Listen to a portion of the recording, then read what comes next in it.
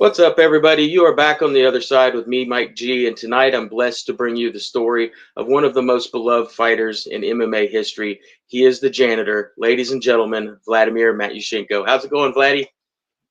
Hey you guys, doing good. Doing good. Great, Thank man. you. It is awesome to see you. Um, I want to start off with maybe it's a difficult question, maybe it's not. Like myself, you were born way back in the 1970s. What was life? What was life like growing up in the Soviet Union? Looking back, I didn't know better. I didn't know any different. But looking back now, yeah, it was pretty tough. But no complaining. You know, about '70s, there was no cell phones, right? Hmm. In my area, we don't have TV even. No radio, no TV. The books only was entertainment. That's how I'm so smart now because not because I'm so smart, because there's nothing else to entertain yourself but read books. Hmm. And but yeah, but the sports were available, and for that I grateful. And yeah, that gave me my little window to the world. And again, if there will be something else, so a bunch of video games available and stuff like that, I will be doing something else. But then nothing available, books and sports. So There you here we go. go. All right. When and where did you start your combat sports journey? When and where again? Back in '70s, not in the early '70s because I was just born. But as soon as I could walk and talk and blah blah blah, go on the street. That's where you start. The cold streets of Mother Russia. Hmm.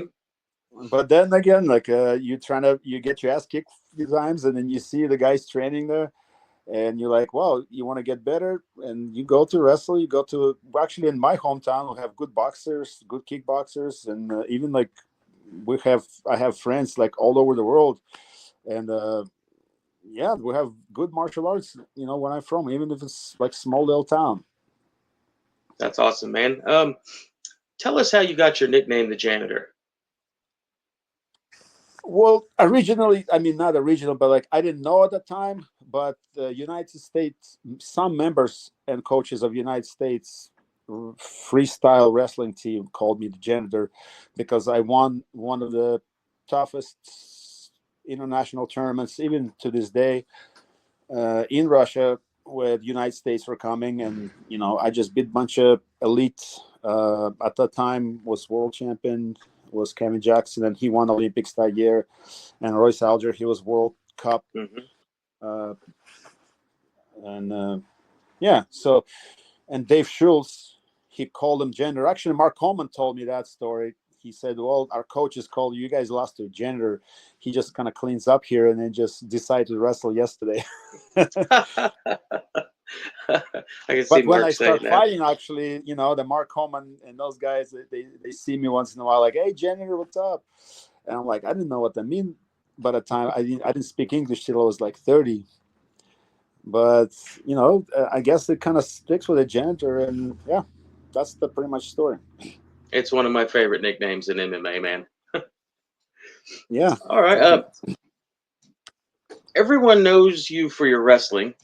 When did you make the switch to MMA? I made a switch to MMA, like official MMA, not the street kind of fights anymore. But Hmm. when I come to United States, and I was had a student visa, so my work ability was limited to as far as where can I work or apply for a job. I did like construction, do other stuff, and I can go to school. And then one of my documents were in process, but I ended up in a small town called Susanville up northern California, and that's where Ken Shamrock from. And guys, local guys, were going to the bar and watch the fights, and they're like, "Yeah, you can do this, you can do that." I'm like, I thought it's a joke. I thought it's like a movie or something, right? Right. You watch the blood sports, you watch the uh, Jackie Chan, and then Bruce Lee, and all of a sudden you see this stuff, and I'm like, "Yeah, it's a fake." They're like, "No, no, it's real. You can sign up and do it." And I'm like, and it's kind of my dream since then. And then also I heard that some of our team members, not team members, I'll say wrestlers, like Rika Chaparelli, he was wrestling my Hmm. weight, and Dan Henderson, and then Frank Trigg, and those guys. And they're like, well, yeah, they decided to kind of make the team. and we had a manager, we had a coach, and we're like, okay, I'm gonna join you guys. And yeah, that was kind of pretty much the start. That's some serious people to start training around. Yeah, yeah, and they were a good example to me. I saw Randy Couture's fight. I was kind of like right behind him, and I was asking Rico, like, come on, put me in the fight. And I remember like Randy won. He beat Victor Belfort in a fight, and then I think it was the last fights when UFC becomes Zuffa, and I Hmm. think that's what they sold it to. But that was an interesting time. But and I was right behind Randy, and I'm like, I want to be there. I want to be there, and they just kind of get me into it. Yeah. Alrighty. Um, you make your pro debut at IFC Battle in the Bayou, if the internet has that right, and you fought back old school 3 times in one night. Talk about that experience. That's a hell of a debut, man. Yes, and I'm glad I did it. My first, because the fighters complaining now, oh, I'm gonna fight this guy, I'm gonna fight left-handed, or I'm gonna right-handed. This guy I'm not gonna fight. I'm like, back in the days when I have no choice, you go in the Hmm. fight and you fight who win next fight. That's it. And Yeah. and that was pretty good experience because I kind of went fast in those fights. I won them all, and I didn't get really hurt, except I hurt my hands from hitting so hard. Then I realized, okay, I need to take care of my hands. I don't need to hit hard or wrap my hands and stuff like that. And yeah, and I get me excited. Those fights that night, 3 fights in one night, get me excited. Do you remember the 3 guys you fought that night?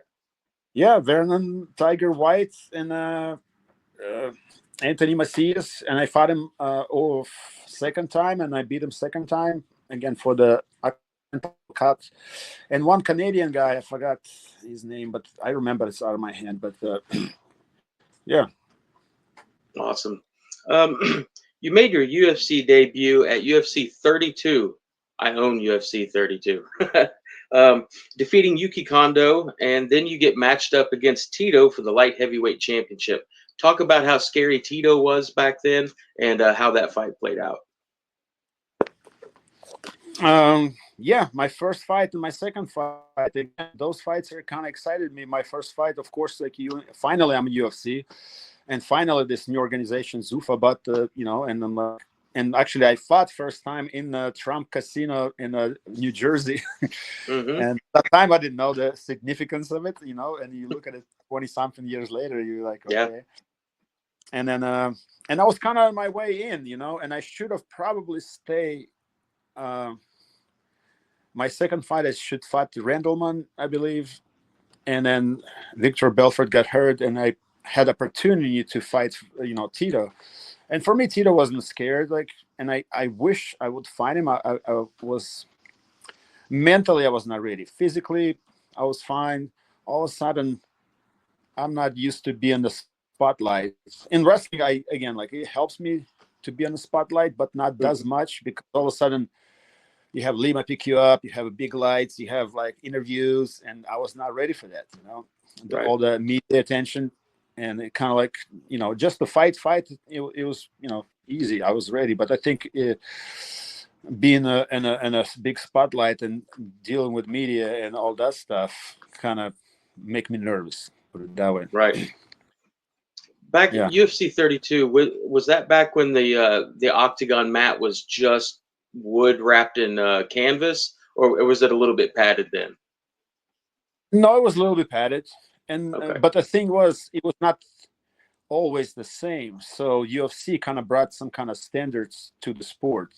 Cage have to be a Hmm. certain way, and match have to be a certain way. Even then, in the beginning, it was not perfect. You kind of like scratching your knees if you're in a guard and stuff like that. But if you fight somewhere else, you don't know what to expect. All of a Right. sudden, you go in cages, sinking down, and mat is not as matty anymore, or too soft. Sometimes too soft, and you can dislocate your big toe and stuff like that.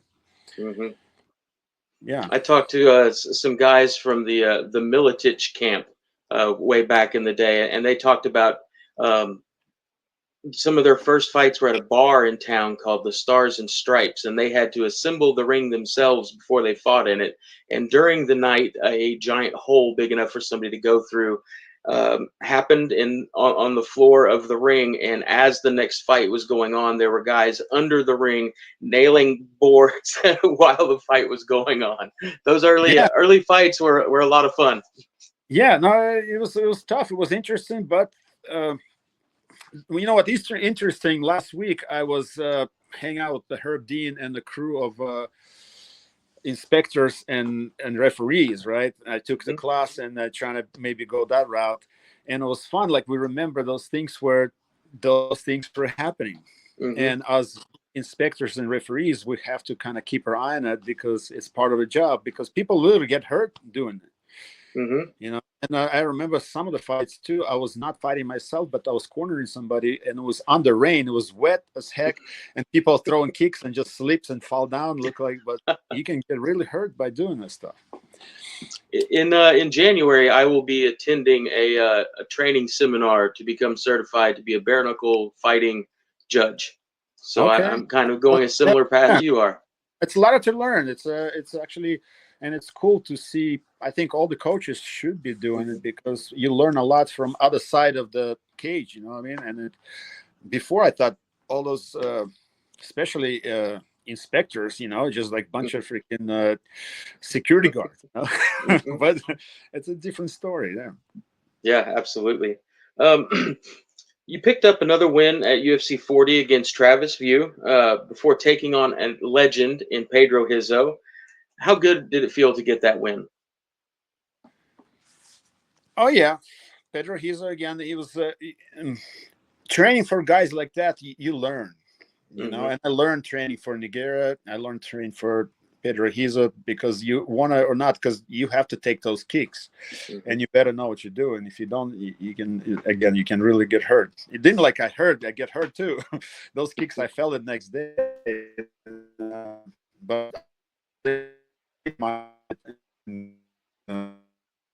yeah. And I played hard, right. I took him down and again minimize his ability to kick and use his strike because those guys, even hands up, you'll feel it. With those small gloves, you can get knocked out pretty easily. Oh yeah, definitely. Um, how did you end up being the first, last, and only light heavyweight champion in IFL history? Yes, IFL champion, champion of some kind of, right. That's cool. First, last, and only. Uh, First, last, and only, and it was again, it was cool experience. It's my life. I got lucky a few times, and that's because those put a hold on my career, and I was working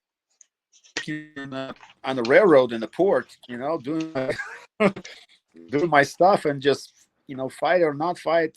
And all of a sudden they call me like, you want to fight to this deal because IFL pay me monthly like $3,000 or $4,000 monthly plus per fight, and I knew exactly when the fight is going to happen. And again, it was just like UFC. There was some kind of standards, right? So the Mm-hmm. cage, or at the time actually fought in the ring, but it was standards, right? And Mm-hmm. it was on time, so you don't have to wait, and you paycheck you guaranteed. You don't have to go to cash it earlier, so the check doesn't bounce. You don't have to worry about that stuff. Uh, and yeah, That's first nice few in the fight fights. game. Oh yeah, getting paid is nice. and the structure itself was kind of cool. They have Mm-hmm. uh health insurance, which is again for me was kind of new and stuff. Okay, I Yeah. get health insurance, and that was cool. And the team, uh, what is called when the team against team and stuff like that, it helps you. To me, particularly, it's with nervousness too. It's just like Okay. a dual meet in wrestling. What I mean. So the guys win, lose, and you just kind of cheer for other guy, and you just go and fight. It was actually fun. Put it that way. It Mm-hmm. was it brought some fun rather than just sitting in the locker room and Right. you feel like you against the world, at least against all those 20,000 people, like Mm-hmm. screaming and booing there. You're gonna fight them all, but it's not. And but at the end, it was pretty tough fights, and I have to defend the fights, and that was good. It was good couple of years in my, I like it. Alrighty. Not many people can say they fought in affliction. What are your thoughts looking back on your time there? Affliction too, and I came at, again. It was the last affliction I fought. I wish I fought a few more before then. And IFL declared bankruptcy. I couldn't find IFL, and I have nowhere to go with IFL. I don't have to have a manager or anything like that because I was set. And like I said, and get paid monthly. And all of a sudden, that whole kind of like, what are you gonna do? And I Hmm. actually went to my rivals, to Andrei Arlovsky's manager. I heard him really talking next table in the restaurant, and I'm like sit at the table. They speak Russian, and I heard him. I'm like, you guys, and yes, take me as a manager. I don't have a manager. Can you be my manager? And he's like, sure, let's do it. And I think Arlovsky was getting ready for that fight over there in Affliction, and his manager, Leo, he brought me, you know, to it, and I appreciate it. Alrighty. You make your way back to the UFC, picking up a couple wins against Igor Prokhyats and Elliot Marshall before taking on a young prospect named Johnny Bones Jones. How did that fight go? And could you tell back then that he was going to be special? Again, it was a good ride for me. UFC took me, and a couple fights, and I am fighting Big John Jones. At the time, he was against still young. Yeah, check Hmm. this out. I still have this sucker here right there. Oh wow, that's awesome, man. Yeah, and I have a Yeah. bigger one on the wall right there at my gym right here too. But yeah, he was talented. He was a talented kid, and and again, that's the fight we watch on against Matt Hamill. We watch um, as a learning material, put it that way, Hmm. for referees and coaches. Because those elbows, I didn't thought that was illegal. And Matt Hamill said his shoulder was out, but nobody could understand him. But shoulder have nothing to do with illegal elbows, how illegal they were. Yeah. But other than that, later on, I learned from him much more than before, put it that way. First of all, he did his homework. He beat me in a side control kind of crucifix thing, what I like to do. He probably watched some fights and like, shit, I can do that too. And he did exactly the thing that I was good at. And it means that he did his homework. And then watching him even in the last fight, he's an artist. He's an artist, and he does his homework right. I don't know how's in his real life, like life situations, Hmm. we can talk about later. But as far as in the fights, awesome. He does his homework. He does almost don't make no mistakes, and he did it to me. And then what amazed me that he, after my fight, I think, later on, he would come and ask my advice about his fights. I'm like, dude, he doesn't That's mind to awesome. come and ask advice from person who you beat. He will take anything, any information is useful for him to fight. So it means like ego is not there. He just pretend to have ego, and he does, maybe, like any fighter has, but not that big enough to go ahead and ask me how to deal with certain situations. That's awesome. UFC 129, you're coming off a first round TKO victory when you take on Jason Brills. Brag on yourself for a minute and tell us what happened. Oh yeah, again, I got lucky there. Once in a while, you get lucky, and it was an awesome fight, and it was awesome venue. That's what kind of got me there, because you come to, I think it was Toronto, 60,000 people, and I have Mhm. pictures like huge. And after the fight, actually, I went to venue from and watch from the booth, and it's amazing. It's amazing they can sport grow from us fighting on almost like backyard somewhere in the parking Mhm. lot to the big mainstream sport. And actually feel sad a little bit, because I was already feeling it. I'm on my way out of the sport. I was like almost 40 at that time, and but it's still same time I'm lucky and happy to be part of it. But yeah, that was good fight, good venue. And same thing with Jason Brills. We still, you know and I saw his wife right there in on the stands, and we're talking. But when we're friends, all the guys who I fought, like, who, if I lost to or I win to, we still talk to each other and we respect each other. That's how it should be. Yeah. All right.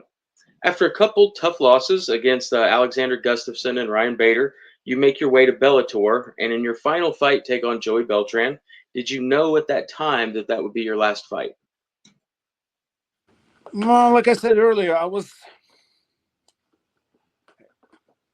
it was tough decision for me to leave the fighting world, but I felt, again, hurt, and those two losses that you mentioned too, I really got hurt before I supposed to fight with Gustafsson year before almost, and I really hurt myself, and I felt like I couldn't get out of the car. I mean, like I couldn't be crippled for life, and that Mm, scared me. And I'm like, God, at least I can. I want to be able to walk, what I mean. And then I right. got better, and I fought him again, but I was never same since. And those fights kind of crippled me out. But then, and in Bellator again, like I want to win. I still want my legacy. I want my money. I can't admit. I don't want to admit that I'm kind of weak and old now. Hmm. And at the time, I didn't know that there's much more into the fight. I was still fighting up on maybe like 20% of my capacity. Wow. That's after fight, I learned that you actually can do much, much better. I just fought all those fights that you mentioned. We're talking about on 20% of my capacity. It's like you have a racing car with a 6 gears on it, and you're racing only on two. It's Not going different. to win. Exactly. Oh, you win. I won some, but it's like you got to burn some bearings. Hmm. And I didn't know it was going to be my last one, but I was ready to, hang my gloves and say enough is enough. And I did it. And I'm kind of glad that he beat me, because maybe if I didn't lose that fight, I'll be thinking like, oh, I still want more. I mean, I can have one more and one more. And And one like, more. exactly. And then I'm enjoying, put it that way, enjoying more MMA now. I train even today. I train like twice today. And I happy to learn. I happy to watch John Jones fighting and go over the stuff that he did, and I get paid for sometimes more than I was getting paid in the fight. So what's the? It's amazing, but it's all right. Do you enjoy the coaching and training? Yes, absolutely. I enjoy coaching and training, and again from this. Uh, yes, right now I do. In the beginning, it was coaching for me was tough, and I was getting nervous before even when I was fighting. Going in that cage in the corner, man. As a corner man, I was like scared because no control, right? I have no Hmm. control. I want control and the power. At least when I go myself, I can do some kind of control. And then Hmm. I was addictive. Speaking of addiction, I was addicted to control and power. Hmm. All of a sudden, you go there and there's nothing you can do. It's freaking scary. Yeah. But I was able to overcome that, and thanks God. And now I'm just going there, and whatever happens. You can't lose. I learned that you can't lose. Hmm. You either win or you learn. That's it. Exactly. Exactly. Um, as the people watching this know, the goal behind my interviews that I do is to inspire people who might be struggling. When you and I first began this process, you shared something with me that I was unaware of. If you're comfortable doing it, share with us your struggle and how you've come out on the other side. Well, the struggle is uh, I didn't know I'm crazy. Well, I don't want to admit I'm crazy. I thought if I can, if I'm able to raise the son on my own, pretty much, if I'm able to learn English and finish the college degree and do all these fights, I'm normal person. No, I'm freaking crazy. And but only make me semi-normal is I like to train, and I train to exhaustion, and I like to drink, and I like have sex. Right? If I train all day, I have a few beers, and I have some sex, and I go sleep, and I'm a normal person. Right? I wake up in the Right. morning, train again, and then you go to win, and then all of a sudden you party. You drink too much sometimes, and whatever, and they say you find excuses like, "Oh, I'm Russian." Mhm. All Russians drink vodka and stuff like that. Sure. And I learned that you know that after my last fights, and actually I get hurt training for Gustafsson because literally because I start drink more, right? And when you drink more, you don't know that your body is dehydrating, and Right. you must become like ripping piece of paper. And then I realized I've been susceptible to hurting myself in training just because I'm dehydrated all the time. Mm-hmm. Then I find out that after my fight is over, I can't train as much, and my wife got pregnant with a baby, and we can't have sex as much. Only left is booze. And there's no fight in the front of you, so there's no like Yeah. carrot, like a dog's running after the bunny or whatever. Like you have to something pulling you. There's nothing in the front. Right. So just the booze.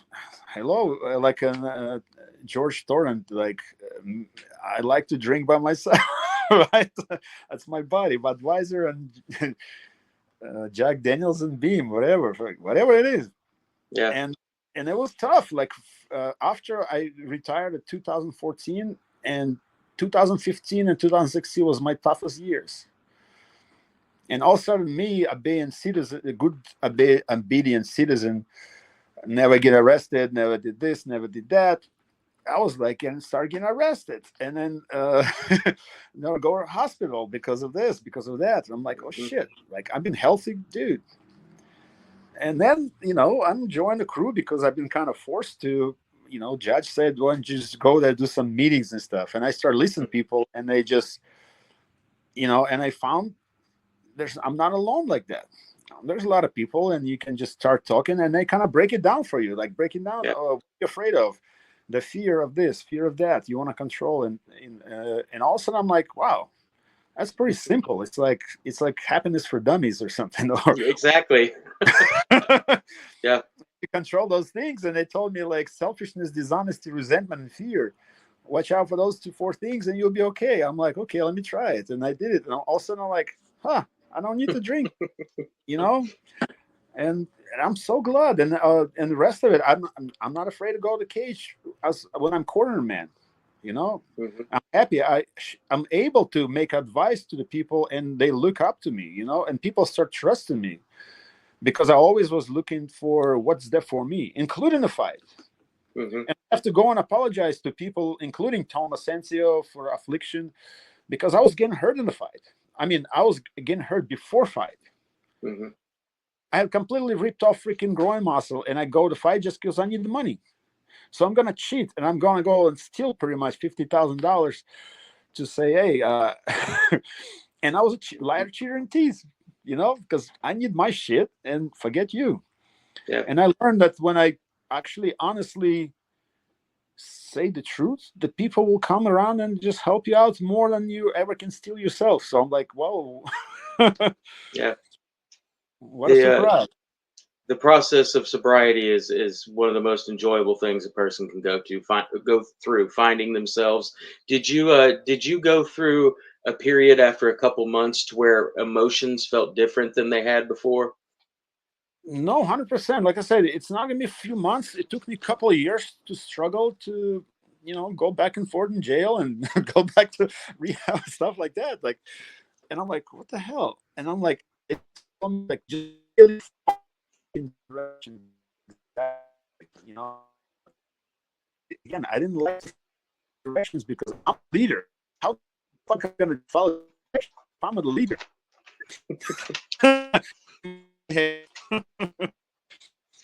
But when I actually did it, first of all, I was like writing stuff down, like at this desk right here.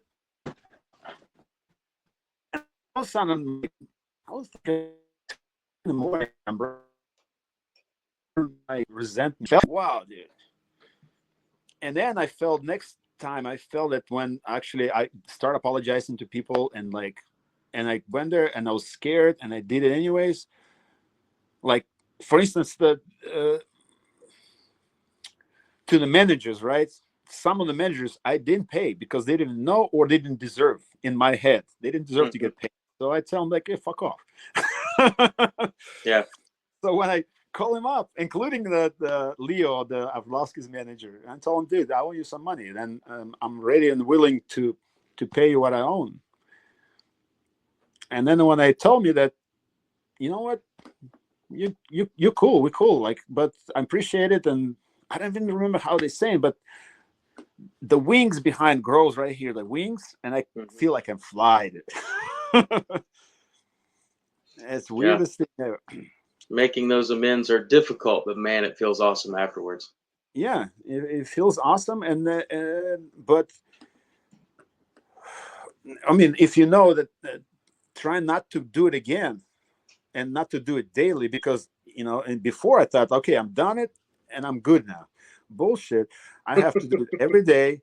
I have to, like, clean Yeah, those wings. yeah, Like you're brushing the teeth, and pray and say thank you and stuff like that, and move on, and then it works. And for me, I'm capable of training all day, helping people, pick up my daughter from school, do other stuff like build buildings, and you know, I was not even thought that I can do so much, but I'm mhm. able to. Yeah, It's and go awesome, to the man. bars, and like, because the bars didn't go anywhere. Like, fighting is part of it. Go to Vegas, go there, go on the airplane, and people just passing the drinks next to you, and I never hesitate. I never even thought of doing it again. It was not in my mind, and Hmm. it's weird how it works. It's a magic, but it's possible. Yeah, absolutely. That's good stuff, man. I love that. I want to ask you some personal questions, and I don't mean like about your family life or what's hidden under your bed. Just some stuff to kind of make you like everybody else. First question: pizza or burgers? Which do you like better? I like it both. Okay, a pizza Food. burger. I like food. I like to cook good food. I don't like fast food necessarily, but I rather good like burgers and like making them myself. And I like good pizza. I like Are you a Chicago. barbecue I like fan? Yes, I'm a barbecue fan. I'm competing with my son. He's got his house, his barbecue, and he likes more like smoke stuff, some Hmm. brisket and stuff. I like more like lamb chops and stuff. Mm. But If you are ever in Fayetteville, Arkansas, give me a ring. When I'm not interviewing fighters, I make world championship winning barbecue every day. That's what I do. yeah, my wife's birthday was yesterday, and I make her nice wagyu steaks and stuff. Mm. Yep, good ones. All right.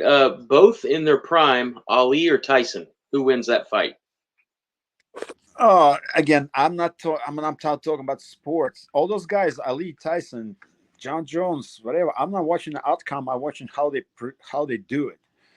And Tyson, I really learned from him that he's striking just like wrestling. If you do it right, you can just do it. I mean, I didn't like his last fight, Hmm. whatever the heck was happening, but his youngest days, you can see the technique. His offense is his defense. So it would totally work for MMA, like his Hmm. boxing skill, his stance and stuff like that. Ali, on the other hand, again, like he's more backwards, and it's still again amazing to me. And I don't know. People think it's again, it's not person against person. It's a technique against or art. Hmm. Put it that way. You know what I mean? Like painter. You Yeah. know, this kind of period is Renaissance against freaking contemporary, whoever it is. It's hard to say. Yeah. Plus, in a fight, if like me as a coach, people always think this fighter or this fighter.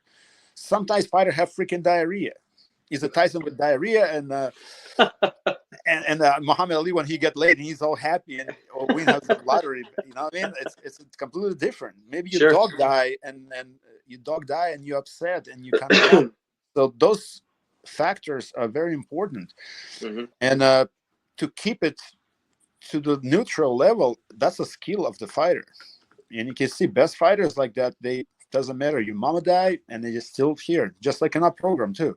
Hmm. If you keep it in the middle, that's the person. And I think in that case, I think Ali more winner, because Tyson sometimes mentally was not necessarily stable all the time, but his offensive technique, he was amazing. But Hmm.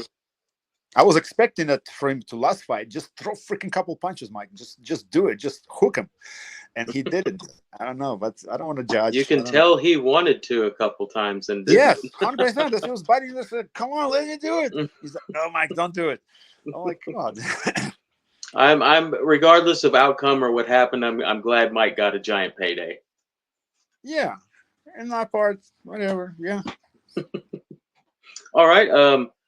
Which movie do you like better, Kickboxer or Bloodsport? Uh, Both. I liked them way before, much more. But Bloodsport, it's more. Yeah, both of them. Again, like All right. it's just like you give me choice. I like it. I like those movies. All right. Uh, are you a dog person or cat person? Well, I have a dog. My son got cat. I'm more dog person. I Okay. like the person. I like to come back home and then somebody wigging the tail and just happy to see Missing you. you. Cat is just like, well, whatever. Exactly. All right. What do you prefer, coffee or energy drinks?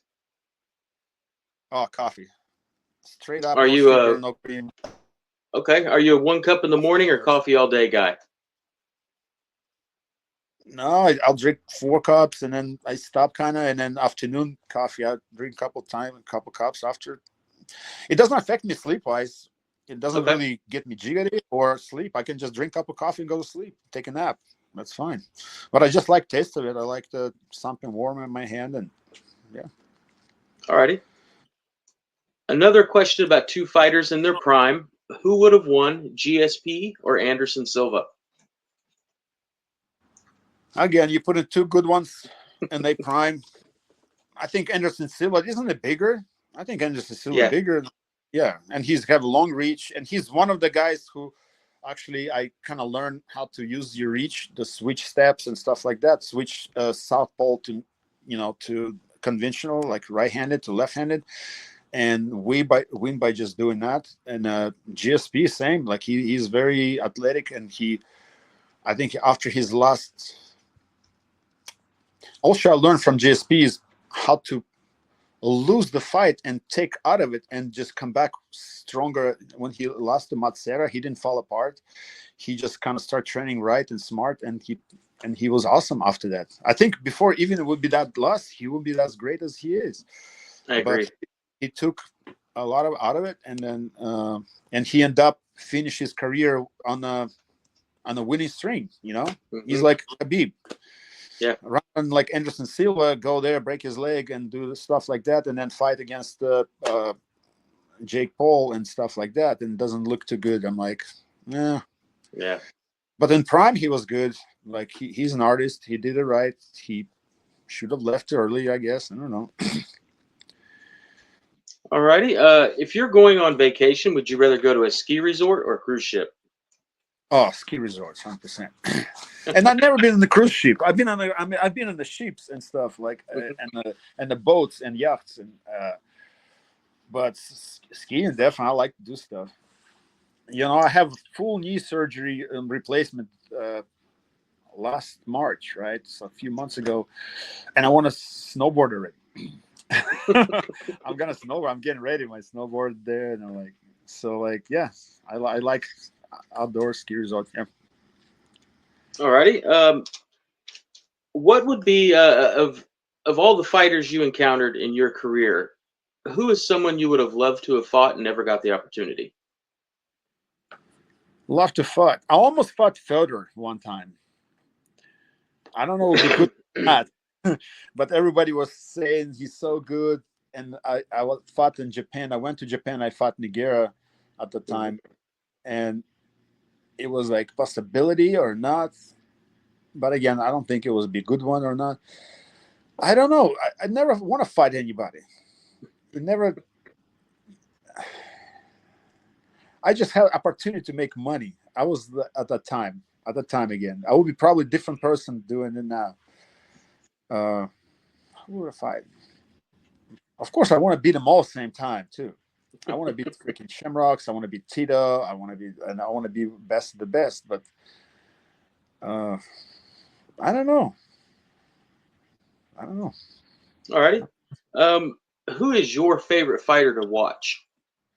Okay, that's a good one again. That's now I'm watching again. Only resentment against John Jones I have that he doesn't fight enough, Hmm. because it will be kind of cool to see and learn from it. I literally just watch those fights. All the people who I name you, Oliveira and last Hmm. fight, and Chandler. awesome fight. Volkanovski, Hmm. like watch him fight. Volkanovski and Pereira. Wow, right? Yeah. You can learn because it's so freaking slow. You can see it slow motion. There's nothing you can do about it. You can learn. You know, what I mean, again, like it's a MMA for dummies. You can just like look like open like a book and just learn how to do it. But yeah, All right. In 20 years, when people mention the janitor, what do you hope they say about you? so in 20 years from now, Yeah. I hope. Uh, I don't know. 20 years from now, I'll be like 70 years old, man. You know, I was I wanted to say at least I was helpful. Maybe I didn't get in fully what I could have done in the fight, but I could have fully done to help somebody else. It's never ends. You know what I mean? You can be Hmm. helpful forever until you die, and learn how to do that. I'm still learning, and I'm trying to be helpful as much as I can to the fighters from as a coach and maybe as a referee. I'll have a good time with Herb Dean, last few days, and yeah, that, by the way, that herbdean.com, if you say it, I think they have classes for that.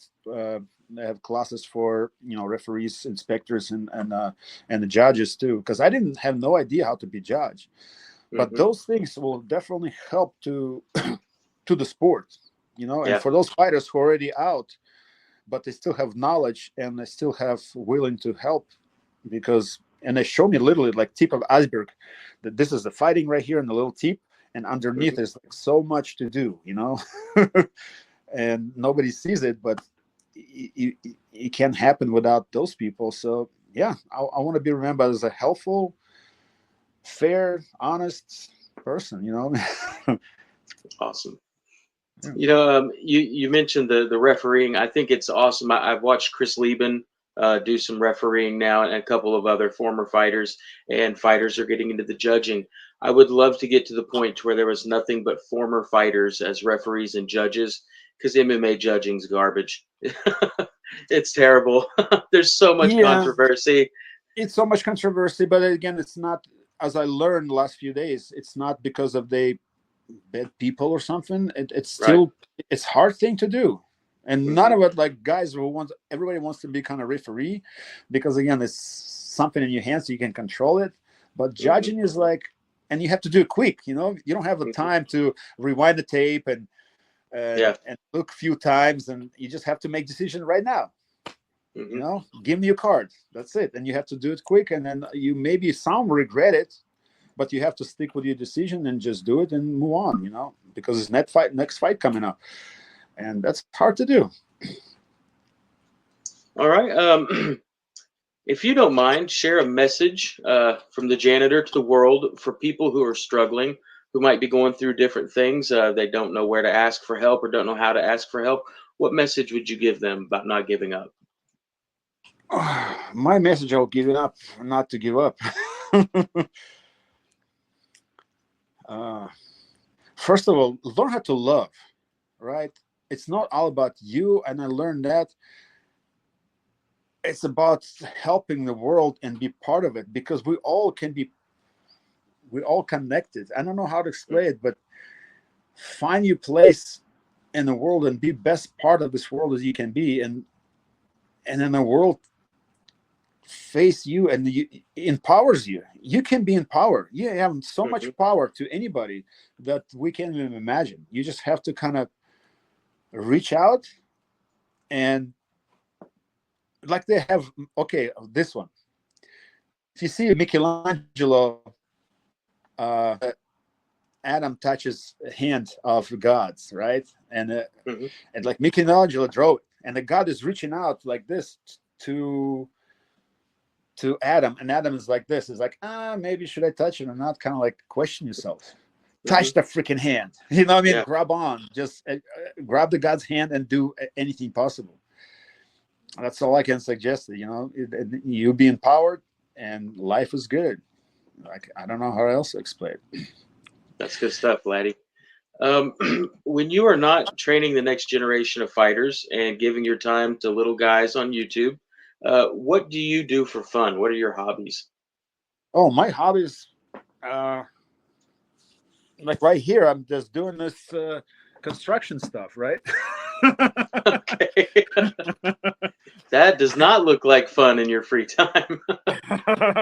I'm doing I can show you around a little bit. I do construction. I'm actually become inspector as a building inspector, right? Oh, really? My dad was a building inspector. Yeah. So there's the concrete, there's the beams and things, and you kind of learn shit. I'm like, wow, dude, it's a lot to learn. Lots of Yeah, codes. my construction hat right there, and then and my American Awesome. flag. And my son builds those suckers. Okay. Yeah, he was in the Air Force and does this stuff. Wow. And I can show you. Like I have this at home. That's my home right there, bro. Wow.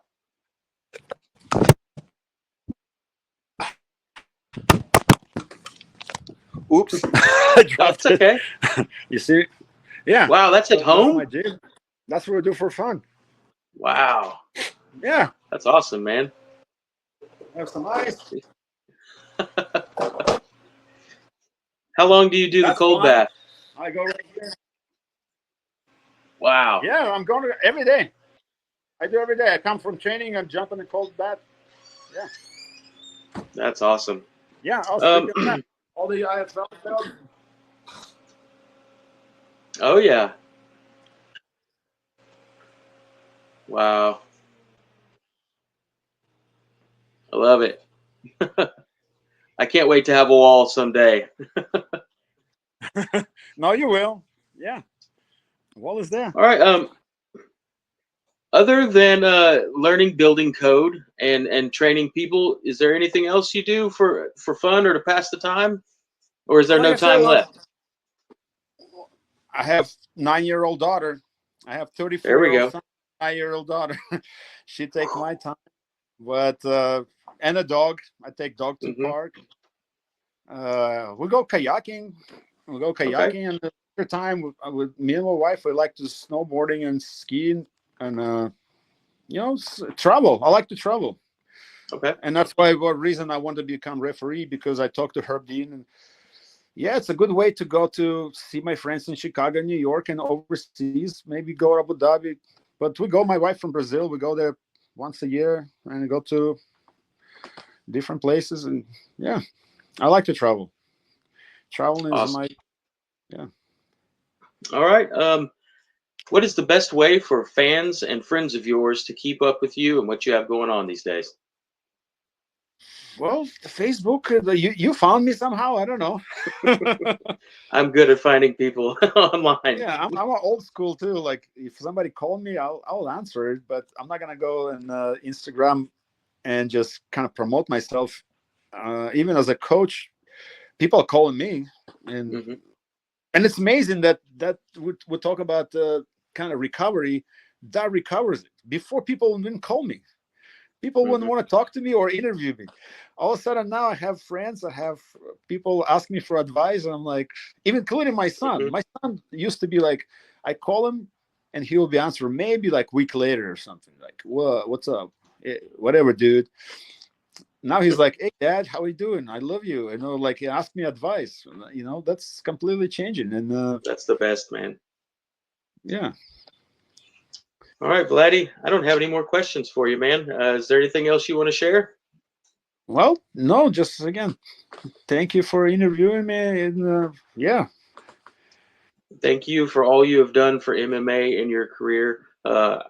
Thank you from the bottom of my heart for sharing your time. I'll upload this and send you a copy, man.